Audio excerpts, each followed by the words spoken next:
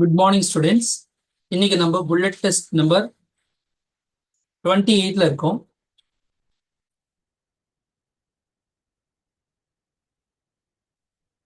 So இன்னைக்கு நம்ம பிசிக்ஸ்ல இருந்து பார்க்குறோம், அதுவும் கிராவிடேஷன்ல இருந்து. ஸோ இன்னைக்கு 10 கொஸ்டின்ஸ் இருக்கு. அதுல 8 கொஸ்டின் பார்த்தீங்கன்னா கிராவிடேஷன்ல இருந்து இருக்கும். 2 கொஸ்டின் வந்து மேத்தமெட்டிக்ஸ்ல இருந்து இருக்கும்.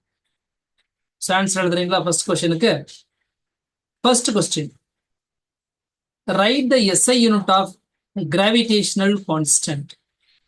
Right the SI unit of gravitational constant.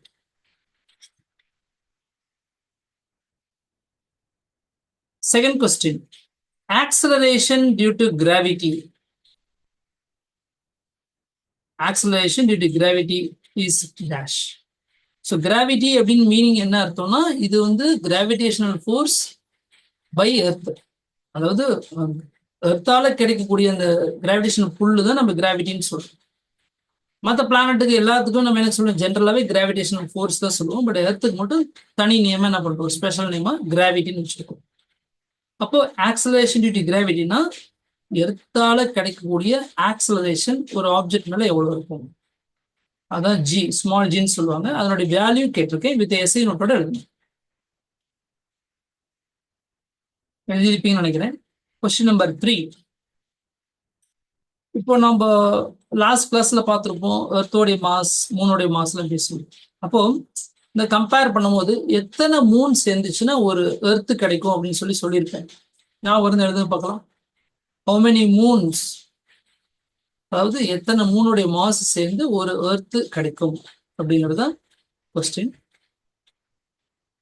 Question number 4.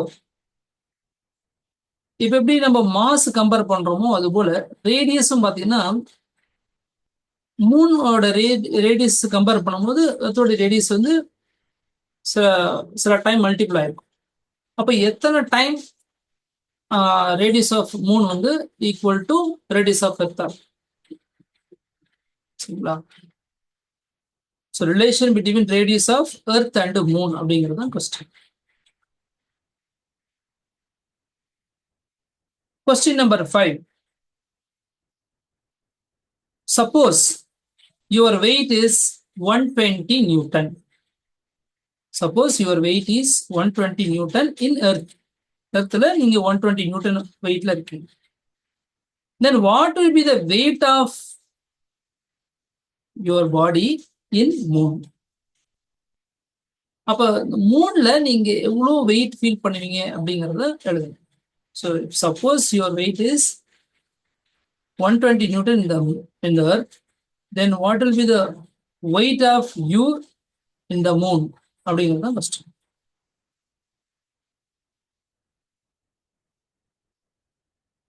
Next question number 6. நம்ம கிராவிடேஷனல் ஃபோர்ஸ் பத்தி பேசும்போது அது எந்த மாதிரி ஃபோர்ஸ்ன்னு சொல்லியிருப்பேன். இது ரிப்பல்சிவ் ஃபோர்ஸா, அட்ராக்டிவ் ஃபோர்ஸா, இல்ல ரெண்டுமே இருக்கக்கூடிய ஒரு ஃபோர்ஸா அப்படின்னு நீங்க கவனிச்சிருப்பீங்க. ஸோ இது எந்த மாதிரி வரும், ரிப்பல்சிவா, அட்ராக்டிவா, இல்ல ரெண்டுமேவா, போத்தா? இதுல மூணுல எந்த ஆப்ஷன் வரும்னு சொல்லி. நெக்ஸ்ட் கூலோம் ஃபோர்ஸ் பாத்தீங்கன்னா எந்த ரெண்டு இதுக்கு நடுவுல அந்த ஃபோர்ஸ் ஜெனரேட் ஆகும். அதாவது coulomb forces are lie between two. என்ன கேக்குறாங்கன்னா, மாசஸா, ரெண்டு மாசஸ்க்கு நடுவுலையா, இல்ல ரெண்டு சார்ஜஸ்க்கு நடுவுலையா, ரெண்டு மேனட்ஸ்க்கு நடுவுலையா? இந்த மூணு ஆப்ஷன்ல எந்த ஆப்ஷன் கரெக்டா?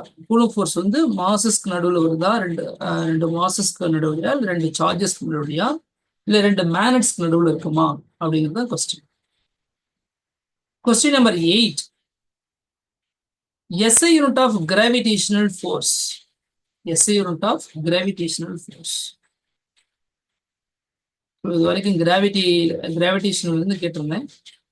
ஒரு ரெண்டு சும்மா ஒரு பேசிக் சம் மட்டும் கேட்குறேன். நான் சொல்றேன், அப்படி எழுதிக்கங்க கொஸ்டின். அதாவது சிம்பிளிஃபை பண்ணி சொல்லணும்னு வச்சுக்கோங்க. First 100 எழுதிக்கிங்க. 100 minus 2^5 divided by 32 plus 25 power 0. மொத்தம் 4 டேர்ம் நான் சொல்றேன். ஃபர்ஸ்ட் வந்து 100, தென் ஆஃப்டர் தட் மைனஸ், அதாவது சப்ராக்ஷன் போட்டுக்கிறீங்க. தென் 2 பவர் 5, தென் டிவிஷன் சிம்பிள் போட்டுக்கோங்க. தென் 32, தென் plus 25 power 0 is equal to என்ன வரும்?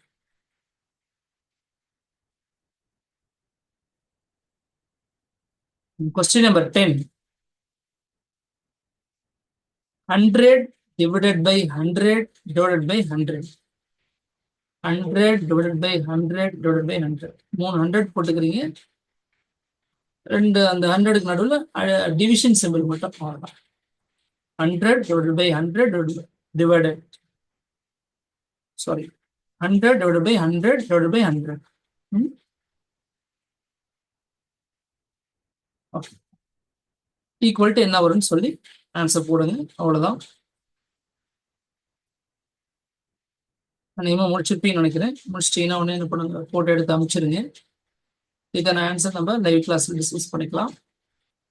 இந்த டெஸ்ட் உங்களுக்கு பிடிச்சிருந்துச்சுன்னா லைக் பண்ணுங்க, ஷேர் பண்ணுங்க. சப்ஸ்கிரைப் பண்ணாமல் இருந்தால் இந்த சேனலை சப்ஸ்கிரைப் பண்ணிடுங்க. உங்கள் ஃப்ரெண்ட்ஸ் ரிலேட்டிவ்க்கு இது தேவை அப்படின்னா அவங்களுக்கு ஷேர் பண்ணுங்க. ஓகேங்களா? நாளைக்கு இன்னைக்கு ஈவினிங் கிளாஸ்ல பாய். Thank you. Have a nice day.